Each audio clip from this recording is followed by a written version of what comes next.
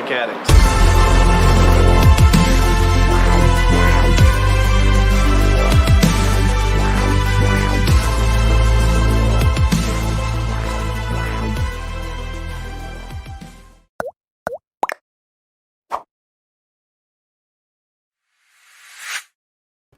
Welcome to Recovering Addict. I'm LT, and I'm an alcoholic addict. I'm Felice, married to an alcoholic addict, was codependent, co-addicted. Here to talk about all those things. Yeah, that's what we do. This is a channel where we promote 100% abstinence from alcohol or drugs, but whatever you got to do to recover, you do what you got to do. Your program's your program, and you work it. This is a channel on recovery. We cover 12 steps. We cover AA. We cover NA. We cover psychological books, addictive thinking. We go through books like Terrence Gorski's over here, Staying Sober. And it's an educational channel. It's also a huge support group. What holds this channel up is our private Facebook group and our Discord, where we can get to know each other. And if we are ever hurting, we can reach out anytime. If our local communities are shut down, we offer Zoom meetings and just anytime support. And there's always somebody in our Discord to support you. 2 times in my life, I hit rock bottom in the early 2000s with meth. And later in my 30s, I became a fifth the night blackout drunk. Doctor told me I only had like 10 years to live if I didn't quit drinking, kind of a thing. Basically, quit drinking now if you want to see your kids grow up. A lot of things around that shook me out of my addiction. I checked into a detox hospital, went to 2 IOPs. Decided to create this channel for awareness and to break stigmas of anonymity and to show that families like Felice and I and our children do recover. And it is a family recovery when addiction affects the whole family, whether you are a child of an alcoholic or addict, or whether you are the parent and have children, they're affected as well, or if your husband, spouse, brother, sister, whatever. It affects everybody, and we all have to recover. That's why the motto on this channel is we recover better together. We also have special guests. We have interviews and podcasts and all kinds of good stuff that go along with this, plus short videos and all kinds of stuff here on this channel. So if it's your first time watching, please subscribe, hit that like button, ring that bell, do all that good stuff they always tell you on YouTube stuff. But tonight we got a guy who is freaking awesome. I've known him since we started up doing live months and months ago. We've crossed paths. He has his own YouTube channel now, and he is sober and living a good, healthy life. He's super strong. His name's Alan. I'm going to bring him on stage right now. What's up, Alan? Hey, Alan. Hello. Good evening, everybody. Good evening, LT. Good evening. Good to see you, man. Yeah, it's good to see you. Right on Christmas. You got your tree in the background looking good. Yep. It'll be a great Christmas this year. It's Christmas number 4 in Massachusetts for me. I had 2 other previous sober Christmases. What is that? What do you mean by that? Like, good. This is my 4th Christmas. I moved back to Massachusetts just over 3.5 years ago. Oh, okay. I got you. I thought you meant you're celebrating your 4th one this year. Yeah, no. Maybe some sobriety birthday stuff I don't know about. You what? I'll have 6 years on January 11th. Oh, 6 years of sobriety. Wow. Dang. Awesome. So you want to introduce yourself to the audience? There's a bunch of people in there. We'll say hi to them just really quick. Oh, shoot. Who do we got? Cherie, she's the first one. Winner, chicken dinner. Yeah, what's up, Cherie? We got Marilyn hanging out. Jeanette, Dez, Cassie, Samantha. What's going on, Sam? Donna's in the house. Jeanette. Thanks, Jeanette, for sharing out them business cards. Merkalicious is in the house. Hey, Merk. Hello, everybody. My name is Alan. I'm an alcoholic and an addict. Awesome. Yeah. Like I just said, my sober date is January 11th of 2015. I'll have 6 years. I got sober late. I got sober in my mid-40s. Pretty late, you know. There's no time limit. You can get sober anytime when you had enough. But anyways, I started using about 1983. Lots of drinking in my family. My mother and father, I would call them, they drank, but they still worked. What's the word I'm looking for, LT? They were alcoholic. Functioning alcoholic. High functioning alcoholic. Yeah, high functioning alcoholics. My mother was a psychiatric nurse at the VA hospital in Boston, and my dad sold insurance. And he also was involved in politics. He was a president of the Rotary Club, the town that we lived in, Fairhaven, a town of 16,000, their improvement association. He also ran for state rep. and lost by a couple of thousand votes. Oh, wow. He was a Republican. But so there was lots of cocktail parties all the time when I was a kid, people getting lit up, blackout drunk, walking around, the house at all hours. And anyways, I picked up drinking pretty much, I don't know, 8th grade or something like that. And first time I got really drunk, where I saw that you could see it was a problem, was in the summer after 8th grade. My sister met a boy in Brussels, Belgium. She was a AFS student, American Field Service, where they go abroad for a year for their senior year in high school. And anyways, we went to, she met this boy who was from Montreal. So she asked me if I wanted to go to a trip to Montreal for a week to visit him with her. And I did. And they had a party. And I guess in Montreal, the French Canadians then, there was really no age limit to when you could drink at their parties. So there was a big open keg of wine. It was wine, like a big thing of wine, a big keg of it, And I drank and drank and drank. I had like 12 glasses, big glasses of red wine. And I noticed the glow I had. I could dance better. Before that, I was very like shy and didn't seem like I fit in anywhere. That's funny. We were just talking about it in a Zoom meeting we had at 6 o'clock. It seems like most addicts say they feel like alienated from the world in a sense. Yeah, I was bullied. Don't fit. Mercilessly, Really? Anyways, yeah, I got so drunk that night. I could dance good. I could have conversations with everybody that were good. Then all of a sudden it turned on me, though. I ended up getting the bed spins, and they had a beautiful house in Montreal, and they just remodeled it with white carpeting in the rooms, white carpeting, and I had the bed spins. Yeah. So you can imagine how it looked with the red wine. Was this red wine? Your red wine all over their brand new carpet, white carpet. No. How old were you at this point again? Big hit on the trip.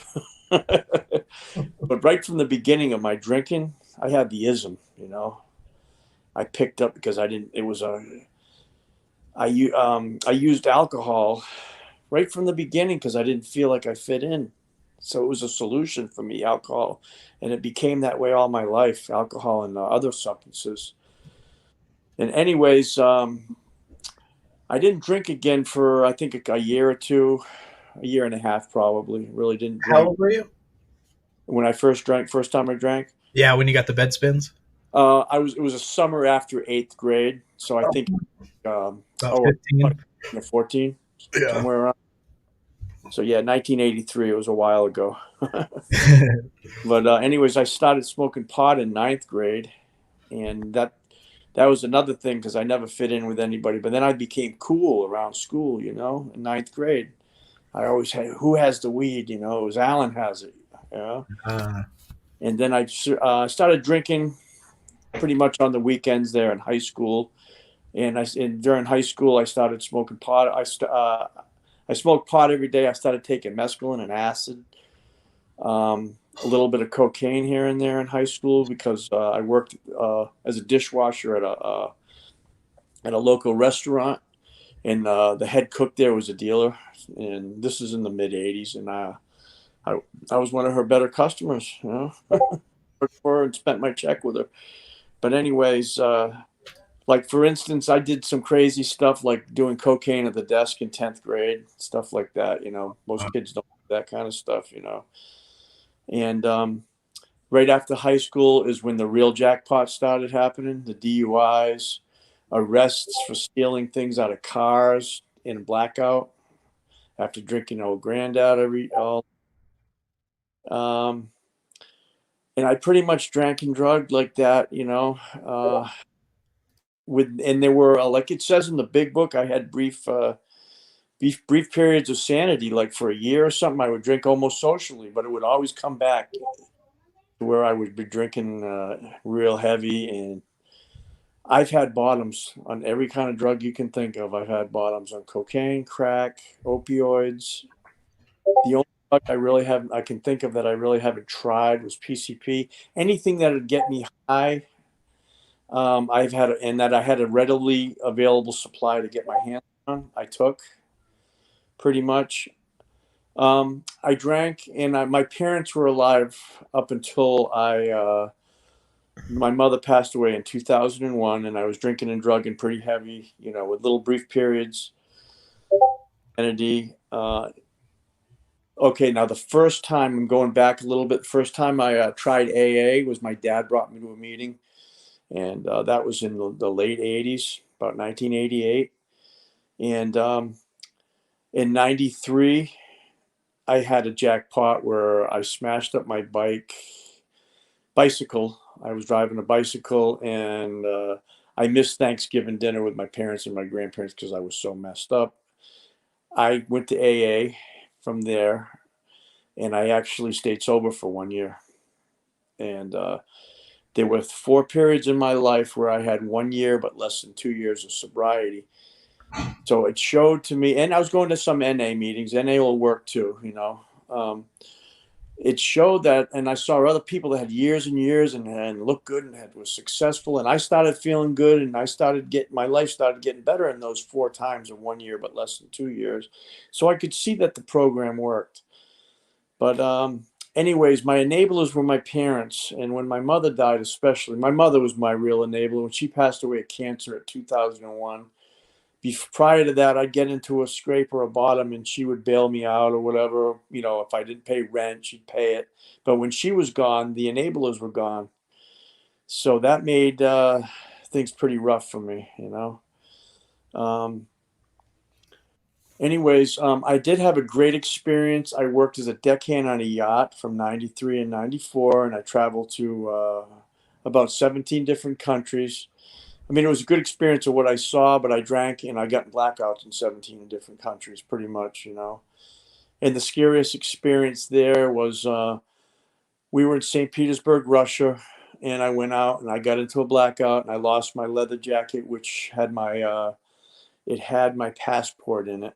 So I lost my passport and that's a scary situation, lose your passport in Russia in 93, right when they went from communism to capitalism. And the police actually tried to sit me down because they saw me stumbling around St. Petersburg. And when they turned around, I went in. I ran. I don't know if they chased me or not, but I just ran and ran and ran. And that was a very scary situation. Luckily, that shows I got a higher power. I make no bones about it. I'm a Christian. My higher power was watching out for me. I made it back to the ship at 6 a.m. I actually got up and worked from 8 till 4 on deck, and the captain ended up taking me to the American embassy, and I got my passport. Whoa! And luckily, because they didn't even have ATM machines in Russia at that time or nothing. Luckily, I had the money on me, and of course, he would have given it to me. But I had an extra passport photo because there was no little photo mats or whatever there where you could get a photo. Everything was so primitive there. I had an extra passport photo, so I didn't have to. I just handed it to them and gave them $100, and I got another passport. So you ran from the Russian authorities? Yes, I did. While you were drunk? While I was drunk. Well, that could have been way bad. That could have been a pretty scary situation. I think they might have chased me, but I was like, what a gray out is, right? It was a gray out. I remember bits and pieces of the whole night, Yeah. You remember being Usain Bolt and just running. Yeah, I ran. And I was lost the whole night, and I was half the night. I was only probably 200 yards from the yacht. That's how drunk I was. You're just running in circles. Yep. Thing is, who directed me back to the yacht? It was a nice policeman I met who felt sorry for me. He bought me breakfast. This Russian policeman. Wow. Obviously, he didn't know I ran. I didn't do anything really wrong. I was just stumbling around, I didn't start anything with anybody or nothing, but he bought me breakfast, and he goes, "Oh, that's over there, right there." Oh, wow. Definitely had your higher power looking out for you. I had my higher power looking out for me. But go ahead. Sorry. It's okay. From there, when my parents died, I became when I got sober those 4 times for a year, but less than 2 years, the bottoms weren't that bad yet. see, I'd go into this to get sober, and I'd like hear these stories, and instead of it's better if you're getting sober to identify, and I would compare. I said I never went to jail or this or that yet. When my mother died, that was my enabler. I became a very low bottom alcoholic and addict. What do you mean by low bottom? Jails, in and out of jails. Okay. Shoplifted everywhere. I boosted to make money. I wrote bad checks. I became unemployable for over a decade and a half, and pretty much homeless for that decade and a half. Have an apartment for a month or two, not pay the rent, get kicked out, sleep on someone's couch, end up in jail, end up in a loony bin for a few days, in and out of rehabs, different halfway houses. This is for a decade and a half. Wow. I was living in Florida, where it all started, the real low bottom, and I had a girlfriend at the time for a long time. And what I would do, one of the biggest things, I wouldn't change my people, places, and things when I went and got sober. I kept her around, and she was a pill addict. I say was because she passed away of this disease about 2 years ago. But I still clung to her, and I tried to save her. That doesn't work. If you want to get sober, you've got to change everything. You can't have a spouse around that's an active addict and pillhead, Yeah. And I get right back into the pills. That's when I started the pills, when I was with her. And I ended up, her family moved to Southern Illinois in about 2010. And things weren't going good in Florida. So I tried the geographical cure. So me and her moved with her family up to this little town called Olney, Illinois, pretty much in Southern Illinois. And pretty much I just changed my drugs. I still did the opiates when I could, but I became an everyday drinker, sometimes up to at least a fifth a day of vodka if I could afford it. And whatever else I could get my hands on. But it was a lot of drinking then for a good 5 years solid. And like I said, I was in and out of every county jail in that decade and a half pretty much that I lived in. And I moved a lot. I moved around a lot. In and out of rehabs. I was homeless in Illinois for 1 month. I lived in the woods. I didn't even have a tent. I had a tarp. I ate at soup kitchens. I got a little check from my parents, but the only thing that saved me from total disaster was I got a little check from a trust fund, $1,000 a month. But what I would do is I'd get a little place for a week. It doesn't take much to spend $1,000, as we all know, especially on drugs. Yeah, I'd spend that. Then I'd end up in a homeless shelter or living on the street for 2 or 3 weeks until that next check hit the direct deposit, and then I'd get another place with that, So I lived on that, doing that I did that for about 6 years, I'd have that little check, and I was unemployable. The last job I had when I was using was I was washing dishes. I first started with this guy that had a construction, and he owned a little restaurant and a hotel, and he got rid of me on the construction because I was no good, drunk all the time. Then I couldn't even handle one night a week washing dishes. How bad I've gotten. I want to back up just for a little bit. You said that your mother and father were enablers. Yep. And your dad took you to an AA meeting how old were you at this point when your dad took you to AA? First AA meeting he took me, I believe I was 18 or 19. Okay, so you started getting at least the bug, or not the bug, but the seed planted in you of recovery, and you did a year sober, right? Yes, I had the seed planted, thank God. Yep. So during that year, were you attending regularly AA and meetings almost every day? Yeah. So you knew recovery pretty well then. Yes, I did. Your belt. I even sponsored somebody one time. Oh wow! And then you went periods. There wasn't just one period of 1 year. I had 4. There was 4 times. The most I ever got was a year and a half. But there were 4 different periods of 1 year. What do you think? So if you did that, that's like obviously a recurring cycle of 1 year What would Yes. happen within the last, so a year's 12 months, okay? Yeah. What would happen around month 8, 9, 10, 11, 12 to where all of a sudden you'd I fall off? just said 6 months, the relapse already had started, relapse mode. I stopped going to meetings. I cut them down. I stopped going on commitments and speaking for at first. Then I'd let everything go slowly, you know. Then before you know it, I didn't need meetings anymore. I was not humble. The old stinking thinking, right? Yep. I thought I was cured pretty much, you know. So I've always heard the term, it's hard to have a belly full of whiskey and a head full of AA. How Absolutely. did how did that affect you through your using? It ruined my drinking pretty much, you know. I'd be at the bar or whatever, or at home drinking. In the end, there was no bars. It was just bottle of vodka. And I'd go into stores and stuff. I'd see couples that were happy and laughing, and I'd be so pissed off because I said I could have that right now. You know, I'll never be happy again. That's what I would think. So a lot of it's not just what I lost physically and all that.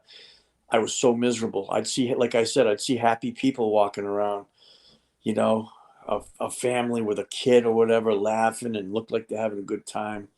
And here I am miserable, you know. Wow. I could not, I didn't think I'd ever get that. I'd ever have that in life, you I know. heard I heard Really, some. Oh, go ahead.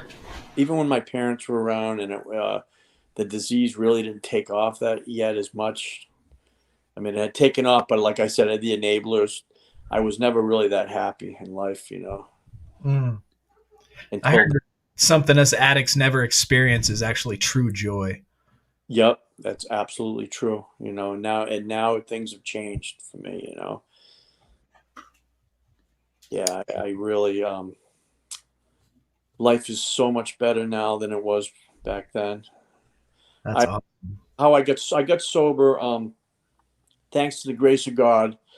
I got arrested in a place called West Frankfort, Illinois, and I knew I was going to go away for a little while because I had warrants in two other counties, and one was a felony, what they call a Class 3 felony that carries 2 to 5 years. Right. So I went in, and I ended up getting sentenced for 3 years, and I did 10 months, 10.5 months on a 3 year term because I already did 6 months in a county jail, so that counted towards it, you know. And they put me on probation after those 6 months, and I kept drinking on probation.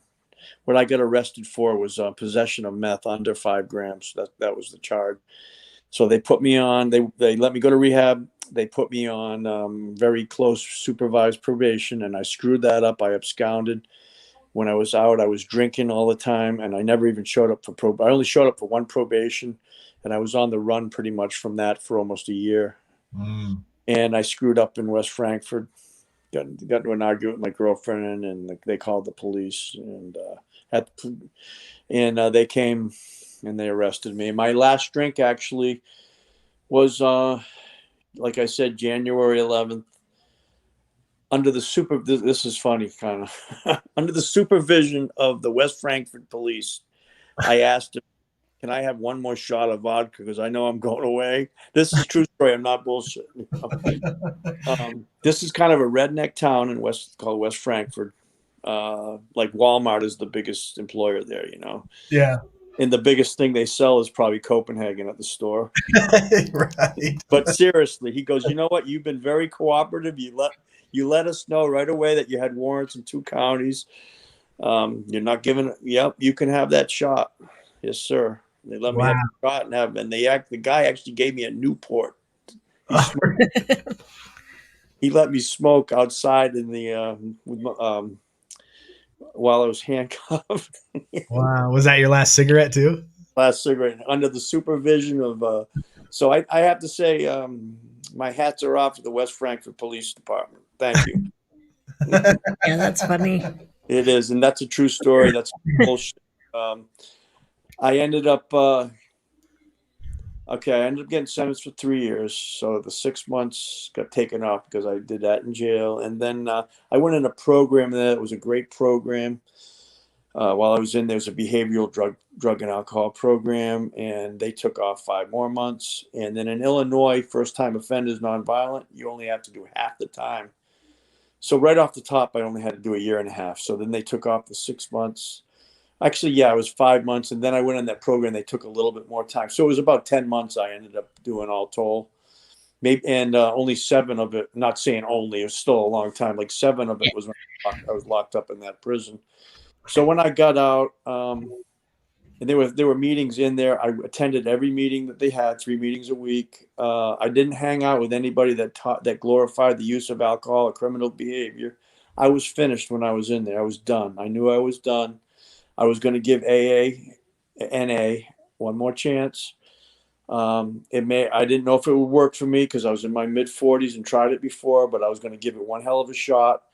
And when I got out finally, about 10 months, I went into a federal and state halfway house, which I had to go in, which was just like almost being in jail, but being out. They had count time and everything at this halfway house. They metal detected you and breathalyzed you when you came in the door. You had to have counsel's permission to even go to a meeting. So you filled out a weekly slip to go on job search and all that. I filled it all out. I went to meetings right out of there.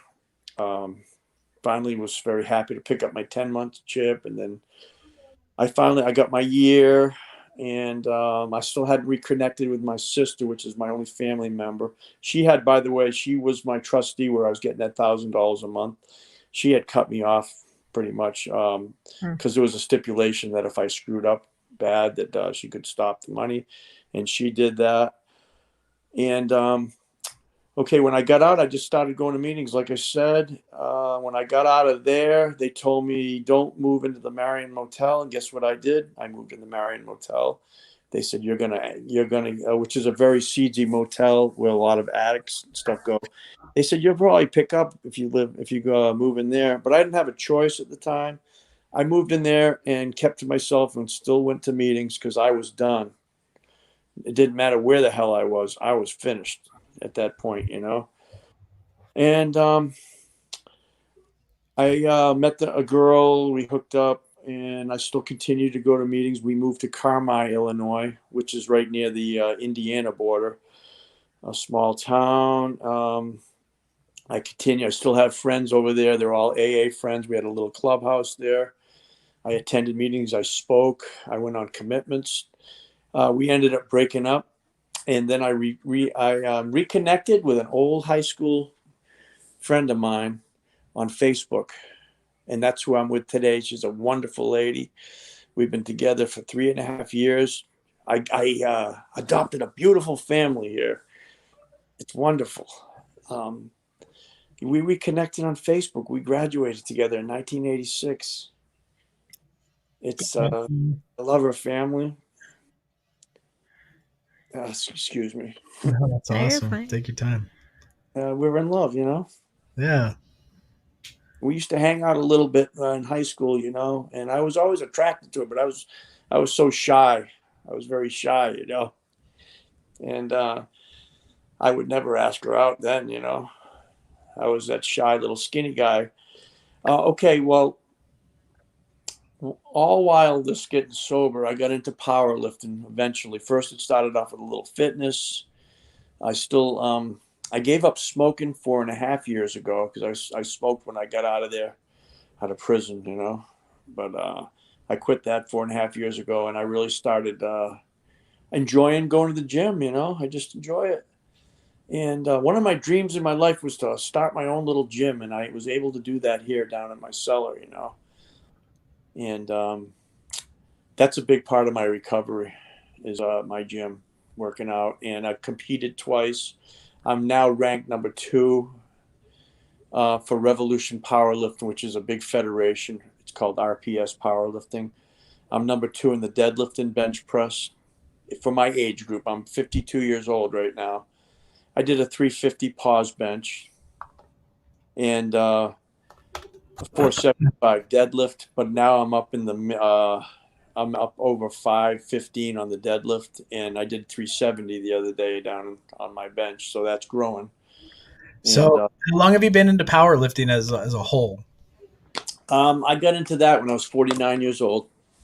And you're 52? Was that? I'm 52 now, 3 years, and then there was just 2 years before that where I was just messing around, Yeah. Just go into the gym, 3 sets of bench, boom, done, that kind of thing. Yeah. So what's your training program look like now compared to the before, like, and your meal prep and Um, my meal prep is I eat a ton of food, probably too much. I'm gonna try to drop some weight this year, but I eat a lot of protein, a lot of eggs, a lot of chicken. Tuna fish is a big part of my diet. I eat a lot of tuna fish. It's got that omega omega stuff. threes? Yeah. Yeah, omega 3, right? My training regimen is right now. Now I change it a lot, but right now, Monday my workout's centered around the deadlift.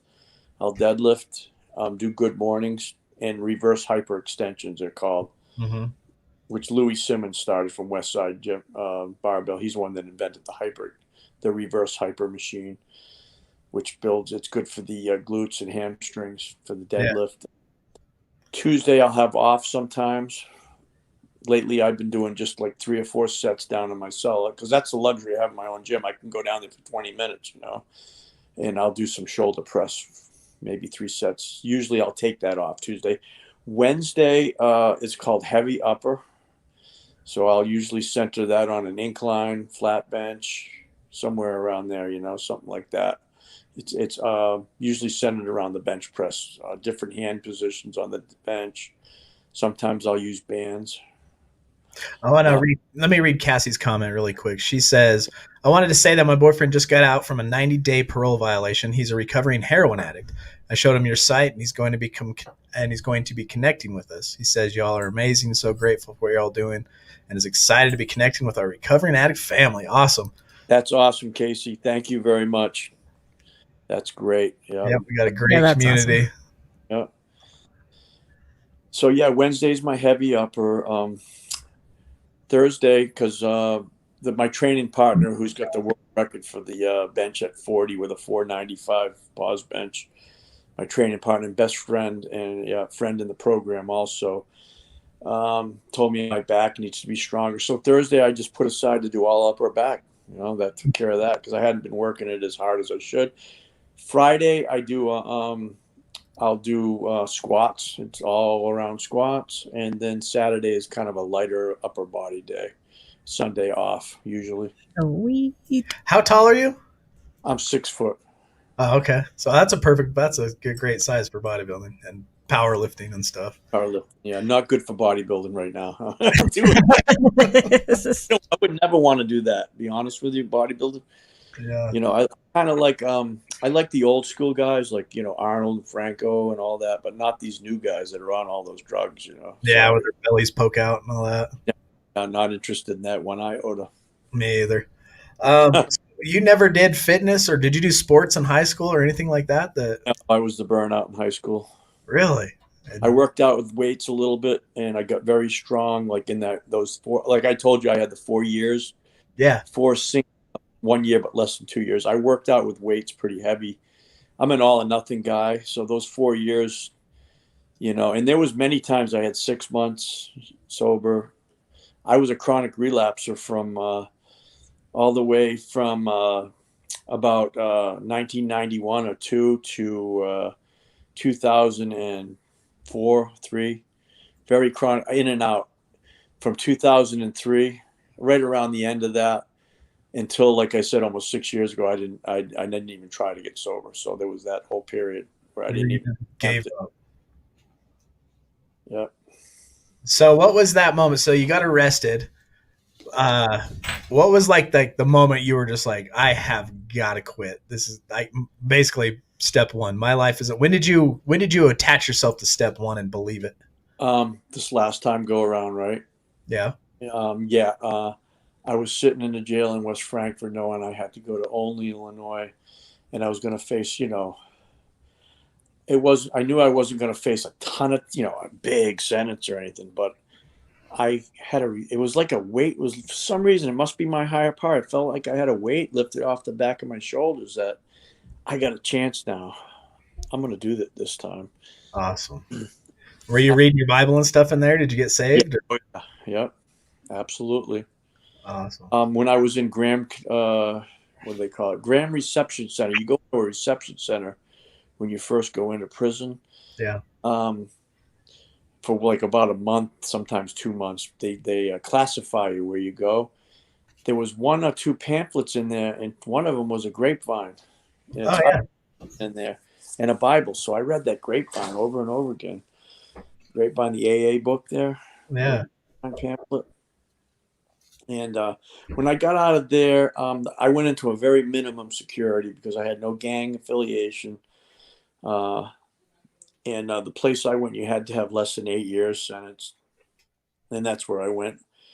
One of my roommates at the time, well, not roommates, cellmates actually, there was 20 of us, was an ex-quarterback for the Bears.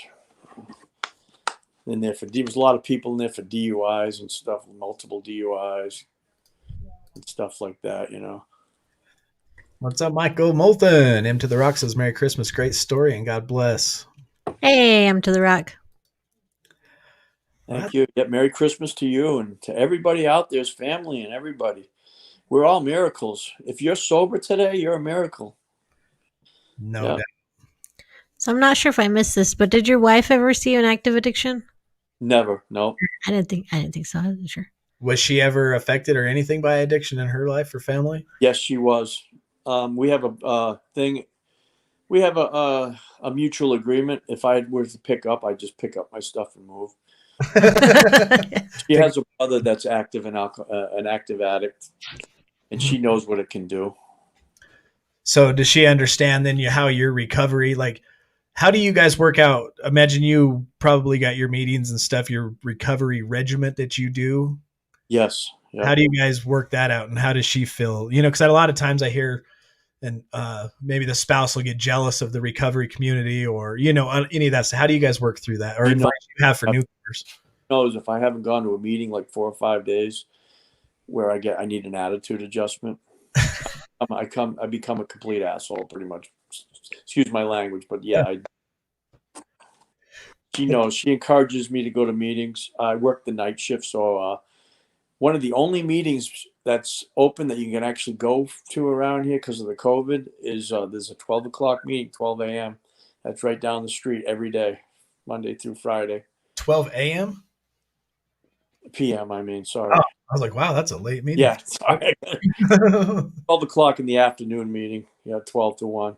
And it's the only one that's open. Well, no, actually, there is a couple of them at night. They're everywhere. There are different places. There's nothing in a book, though, where you can find. All the churches are pretty much closed up around here. And a lot of the meetings in New England are in church basements and stuff.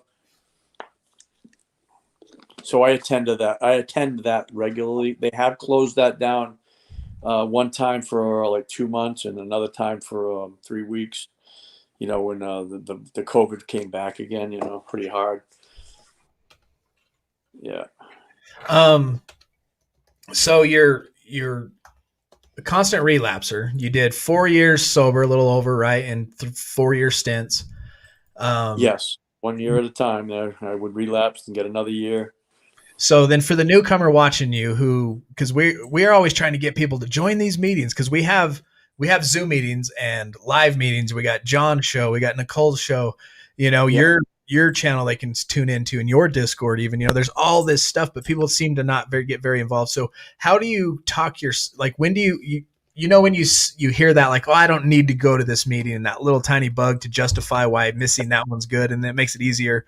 What tools have you set in place to get the sobriety years you've got to not turn back into old Alan? All I have to do is look at my track. What I do is look at my track market, even when I don't want to go and there's nothing really pressing me not to go, I make myself go. I go now because I know my track record is letting it slip slowly, and then all of a sudden I'm using again, you know. I don't let it get like that anymore because there's no way in hell I'm going back to the way I was living. I got enough of the old times used to tell me, when you get enough of the crap kicked out of you, you may stop, or you may die of it. I decided I had enough of it kicked out of me at that point, that bottom, you know. I've seen all the yets. So anybody new out there, if you go to a meeting and you compare eventually, if you keep drinking and you're really an alcoholic and addict, you will reach all those yets pretty much, you know. Some of them will be health, you know. There was a guy there that was the ex-police chief of the town of Carmine where I got my early sobriety, you know, 1 to 2 years of being sober. And he had no arrest, never even got a parking ticket, you know, but his liver was shot. His doctor gave him, you know, if he drank 6 more months, he'd be dead, you know. Yeah. And he would get into blackouts. He just wouldn't go driving around and cause trouble, but it caused a lot of trouble in his house. He'd say things to his wife, nasty, you know, in a blackout. Sounds like me. Yeah. Me too. I just had a lot of the other yets, the physical yets of getting arrested, you know. Explain the yets to the newcomers. Like when I first went into a meeting at 19, I was the youngest one there by 20 years, maybe at this meeting when I was in the late 80s. I went in there saying, I heard a bunch of their stories, and then I'd say to myself, I never went to jail like this. This is not me. This isn't for me. These guys are old. This isn't for me. Well, those are yets because all those yets came true when I did a little more drinking and drugging, you know, a little more research and development, they call it. That came true. Hasn't happened to me yet. Yeah, you keep going down that path. It's only a matter you know what? There was of time. a guy that used to go to meetings back in the early 90s around here. His name was Jackson, and he had like 20 years of sobriety. He ended up dying sober, like 40 with 40 years. But he was kind of a rude guy, but he was very true. Someone would be sharing and saying, you know, I didn't go to jail, but this happened. He'd yell, "Yet," and he'd piss so many people off. But he was so true, you know. Yeah. Someone would say, "I see you right," and he'd be in the back going, "Yet." That's truth, though. What are you gonna do? Yep. Yeah, I never thought I would drink so much to where a doctor would tell me that, but I think maybe you've heard my story. But I went and got my blood drawn, and the same thing. He got down to my enzymes and like dropped his mouse, and just let go. Hey, how much do you drink? And I lied, and he just basically called me out. You want to see your kids grow up in the next 10 years? You need to quit now. He goes, and then he just didn't rant on, but he just chewed my butt about how his brother's in liver failure and this and that. And it was one of my moments of shocking wake up to get me to quit drinking.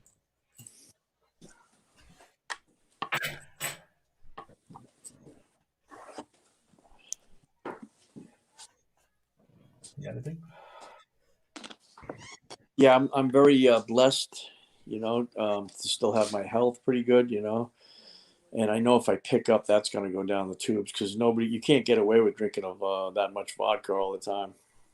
You know, you really can't for long. 5 years I did that with a vodka, you know. And there's no way, you know. So I'm blessed, and I just have too much to lose. I'm not going to, and it's the first drink. I know that first drug that gets me drunk. You know, one is too many and 1,000 is not enough is a true thing for me. Oh, so true. Yeah. You have kids? No, none of my own, but I call Caroline's kids my own. A 13-year-old and a 26-year-old. They're wonderful people. One of the 26-year-old is a teacher in elementary school. That's a tough job. Is in 8th grade. Wonderful kid, you know. Caroline's a beautiful girl, woman, and I'm blessed to have her in my life. Absolutely. Yeah, you can tell you're in love. Cool. You talk about her and choke up. That's awesome. Yeah, that's beautiful. Does she know you were coming on here to do this tonight? Yes. Yep. Is she watching in the living room? No. Well,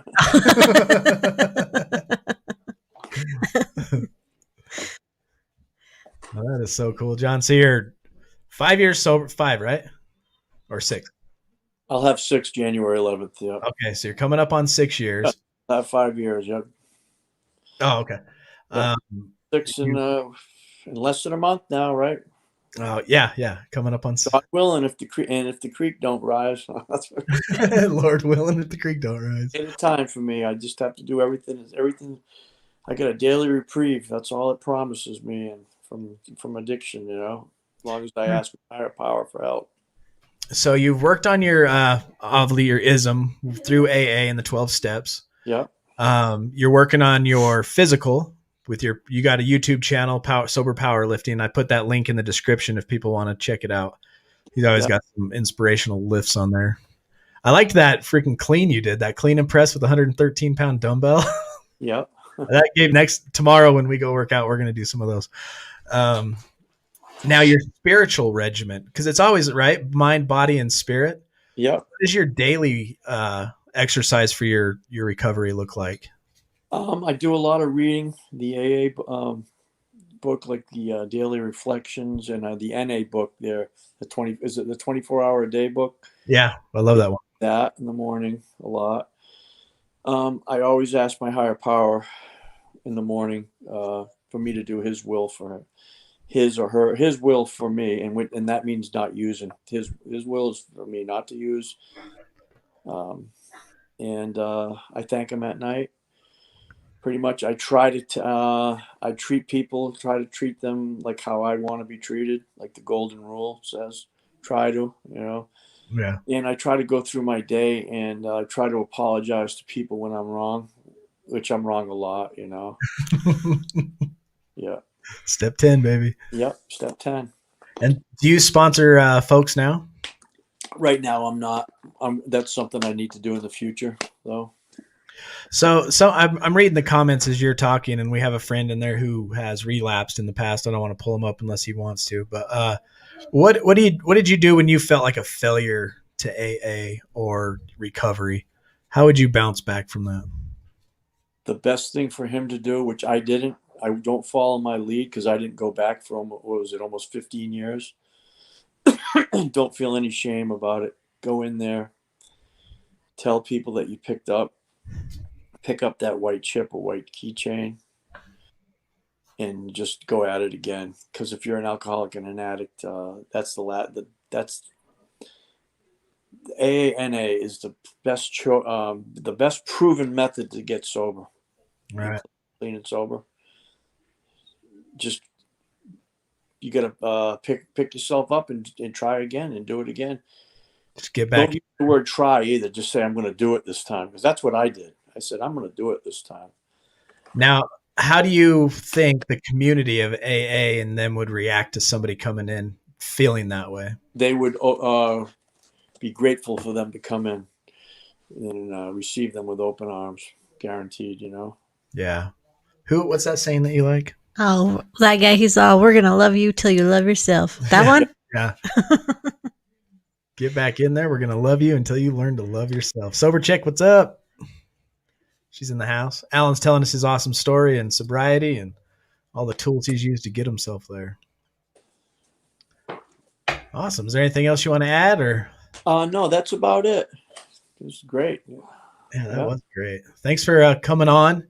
Everybody in the comment or in the whatever section of this video right below it, you'll find a link to Alan's page, Sober Powerlifting. He also has a Discord. Connect with him. He's a branch off the community. All our, like, just picture a spider web. Nobody's really in the center, but recovery's in the center. We'll put that there. Recovery's in the center, and it branches out to, John V and Venture Forward, to Real Talk Recovery and Nicole, Sober Powerlifting and Alan. We all got little Discords and Zoom meetings, and then through there you can connect to even more. This is my absolute favorite channel right now, though. You're the best. Thanks, Alan. Thank you, Alan. Being honest, Appreciate it's the best. You got your family there, wonderful family. Nothing but recovery-based stuff, man. Healing. You're about healing, man. I love your channel. We got to heal. Yep. Yeah, there's a lot of healing involved, that's for sure. Got to feel to heal. That's the bummer part. So yeah, join our community because we're Hill. all a tight-knit group, and you can find any one of us. If you're on the whatever personality you like or whatever medication you might be struggling with, we know somebody that's going to help you out. Yep. Yeah. And then with our Discord, it's live 24 hours a day. We're trying to build that, like Alicia always says, quality, not quantity of people in there, because we want it really clean and strict as far as recovery goes, even though we are not a glum lot and we do have fun. Yeah. You guys do. Yeah, you guys are. It's absolutely recovery based. Yeah. No bull crap going on with you guys.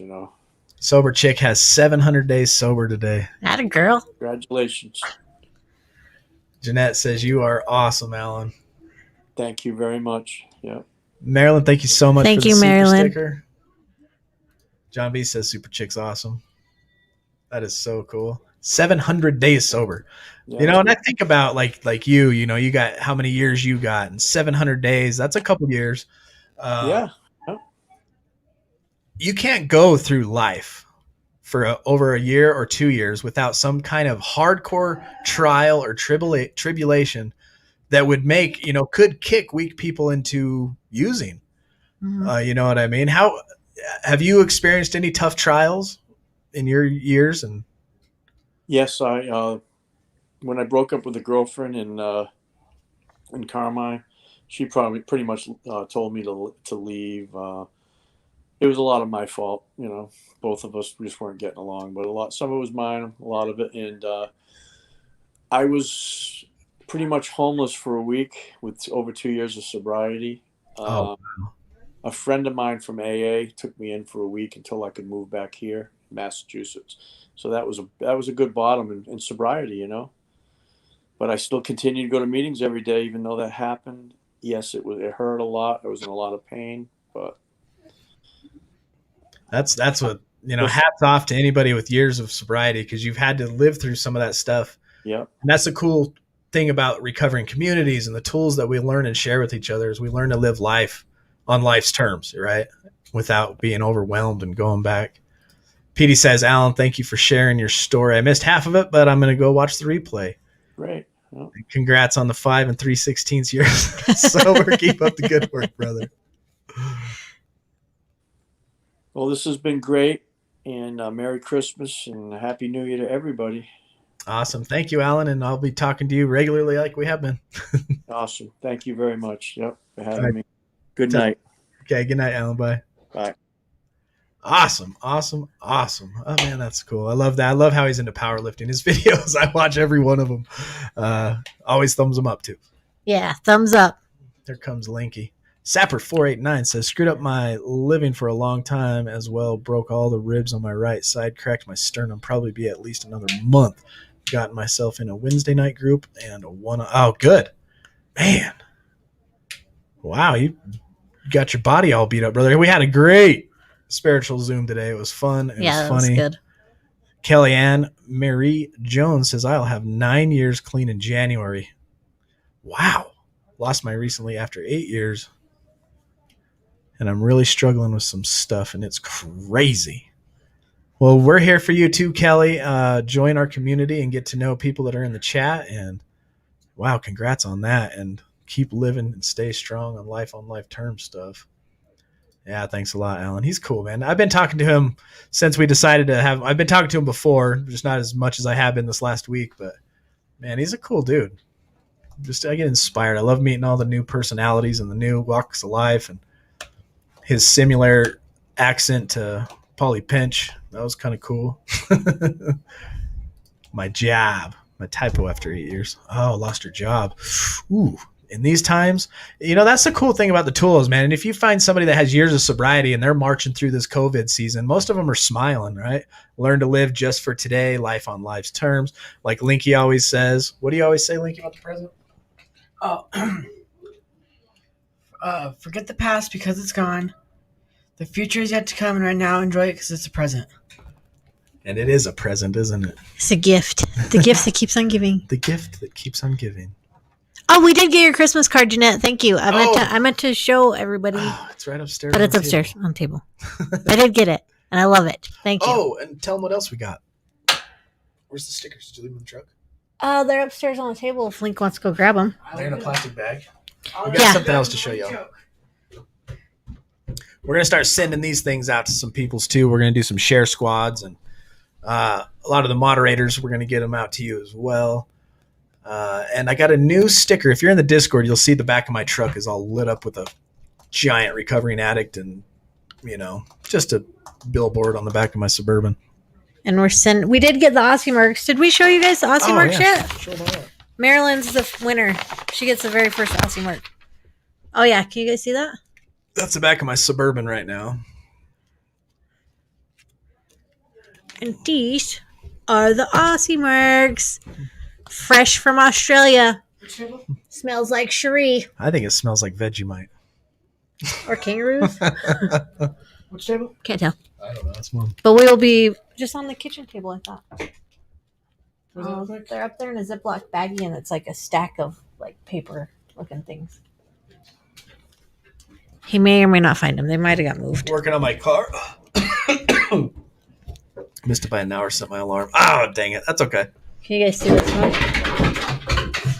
Jeez, I thought Link fell down the stairs. I thought the dog fell down the stairs. Holy cow. This is Cherie. She says, "Oi, that's not a knife." Mark says, they look beautiful. I can't wait to smell one. I smell Australian-y. Wait, this one's for Merc. Oh, yeah. Give that one to Mark. There you go, Merc. That Oh, one's yeah. yours. Save it. Don't put it back in the pile. I got my COVID all over it. Oh, look, this one's signed. Are they all This one for signed? Merc? Well, who's the signed one for? I really don't. They do now. Oh, no, there's lots of signed ones. Oh, no, he says. I think we should auction off. She wants to auction off the knife one. Okay. Okay, here's the knife one. So on the front, it has Cherie from her awesome little meeting we had that one time, teaching us how to Check on properly the say, table. that's not a knife. I'll be right back. I'll be right back. This is a knife. And it's a bookmark, or it's a bookmark, whatever, Aussie Merc, recovering better together. And it says that, and it shows the United Edition. That's funny. I don't know if you can see that. I'll have to take pictures of these. I'm going to take pictures and post them, but she wants to auction this one off. So we'll have to come up with a good idea. And I'll talk to Cherie and get more on that. Your discretion is advice. Oh, Next month. they up for a link joke? They were in my bedroom. I had them looking for something that didn't exist. These ones are all signed from Des and Cherie. Sweet. I don't know if they'll be able to see that. Nope, not at all. But anyway, Well, they're cool. I know how to make them see it. Watch this. It's going to be magic. Teeter was supposed to be on here tonight too, but he said he's in Moody. Nope, that's not going to work either. Would have been cool if it did. Oh, well. Anyway, I'll take a picture of these two, but it has a recovering addict, nonprofit with that, and it goes on the back of your car window or wherever you decide to put it. We're going to be mailing some of these decal. out and deciding on some cool stuff. But if you do go to the website and you end up buying like the shirts or whatever that helps support more shirts to go out to more people, that's all it really does. We'll be sending these along with book mercs and Aussie mercs and, community good stuff. Oh, you can almost see it. Look. They down for a link joke? Oh, that's pretty close. Yeah, Linky has a joke for everybody. Yeah, that's what it looks like right there. Why couldn't the bicycle stand up On its own. on its own? It was too tired. Too tired. Good one. I'll put one on my car and take a picture and put it on the Facebook or Discord. Thank you so much, Cherie. We will definitely make something like that happen. All right, ready? Yes. Oh, we better wait. John's in the house today. I don't want to. Rain on his Hey, you guys want parade. to come pray with us? I have no answer on my fence. I'm not dressed for the occasion. I still got my hiking hair. Can't really tell though. My hair looks really, really black. I got my hiking hair too. Black like my soul. Okay. I have another set for 9 o'clock. So I'll go off in the middle. You what? I Your have alarm? another set for 9 o'clock. Oh, there it is. Ooh, who are we not? God, God. grant Grant me me the serenity to accept the things I cannot change, the courage to change the things we can, and the wisdom to know the difference. Amen. Thank you, John. I love it when you post that. You going to sell smaller versions of the sticker? These ones, we'll just give these away. That was kind of our plan, was just to mail these out to people. If we get addresses, we'll figure out, I'd like to do maybe something like if people share our videos, I don't know. Either way, we just want to send them out to everybody. How many did we end up getting? 50? 50. So we got 50 of these. So if you order merch, you get one. If you contact us and you want one, you get one. So just, Just all that good stuff. Limited edition for now. Limited edition for now, but it'll go on the back of your car. It's one of those decals that you put on the back of your car, just so I'll take a picture. Let people know that you're in recovery. You're welcome, Sober Chick. Thanks for being here. All right, y'all. Tuesday, we have another special guest coming on, and I will drop that thumbnail tomorrow and share it out as well. Make sure you guys share out our videos and invite people to our Discord. And remember the daily reflection we read this morning about how you think of others. When you wake up tomorrow, it's Monday. I know. Don't wake up going, oh, I feel this way, or oh, I have to do this. Wake up and go, who can I help? Who can I improve their mood? How can I improve somebody else's mood? Start thinking about somebody else and try to be a positive light in their light, and it will bring joy to you. That's kind of what we read in the daily reflection on our hike this morning, if you tuned into some of our live things. So make sure we're doing that tomorrow. Go to bed, do your little inventory. Step 10, if you're wrong, promptly admit it. Why don't you please send out, some healthy text messages to people that maybe whoever comes to your mind, right? Think of somebody right now, and if that person just came to your mind, send them a healthy text. Tell them, just thinking about you. Love you, bro. Love you, sis. Love you, whatever. We're here for you. Can I add something? Write a positive quote, put it on your nightstand, and read it in the morning. Yeah, give yourself a positive quote for the morning. So let your night self and your positive energy right now speak to your grumpy self tomorrow morning before the coffee pot's ready. Okay? All right, until Tuesday, y'all, do not put yourself in a high-risk situation. Stay strong, work your program, and remember, we recover better together.